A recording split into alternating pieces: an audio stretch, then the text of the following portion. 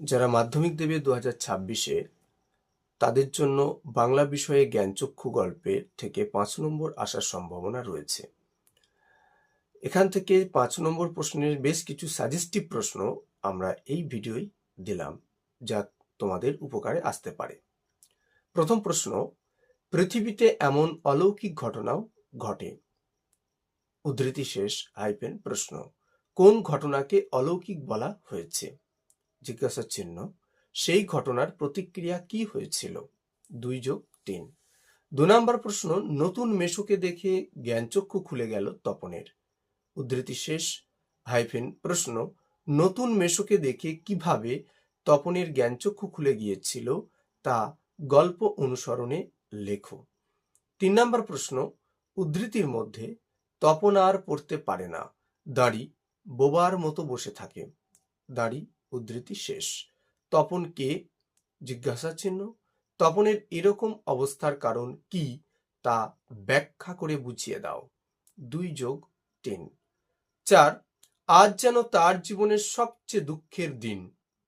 দাঁড়ি উদ্ধৃতি শেষ প্রশ্ন, কোন দিন কার এমন মনে হয়েছিল? জিজ্ঞাসা চিহ্ন, দিনটি দুঃখের ছিল কেন? জিজ্ঞাসা চিহ্ন। 2+3। 5 নম্বর প্রশ্ন, সত্যিই তপনের জীবনের সবচেয়ে সুখের দিনটি এলো আজ। উদ্ধৃতি শেষ প্রশ্ন, কোন দিনটিকে সুখের দিন বলা হয়েছে? জিজ্ঞাসা চিহ্ন, সেই সুখের দিন শেষ পর্যন্ত কিভাবে দুঃখের দিনে পরিণত হলো তা লেখো। 2+3।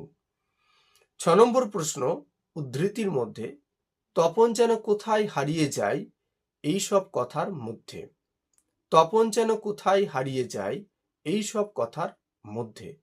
দাঁড়ি উদ্ধৃতি শেষ প্রশ্ন, কোন কথার মধ্যে তপন হারিয়ে যায়? জিজ্ঞাসা চিহ্ন, কথাগুলো শোনার পর তার কি অনুভূতি হয়েছিল? 3+2। 7 নম্বর প্রশ্ন, তার চেয়ে দুঃখের কিছু নেই, তার থেকে অপমানের। দাঁড়ি উদ্ধৃতি শেষ প্রশ্ন, কার কাছে বিষয়টি দুঃখের ও অপমানের ছিল এবং কেন? 1+4। 8 নম্বর প্রশ্ন, জ্ঞানচক্ষু গল্পের নামকরণের সার্থকতা লেখো। 9 নম্বর প্রশ্ন, উদ্ধৃতির মধ্যে কথাটা শুনে তপনের চোখ মার্বেল হয়ে গেল। উদ্ধৃতি শেষ প্রশ্ন, কোন কথা শুনে কেন তপনের এরূপ অবস্থা হয়েছিল?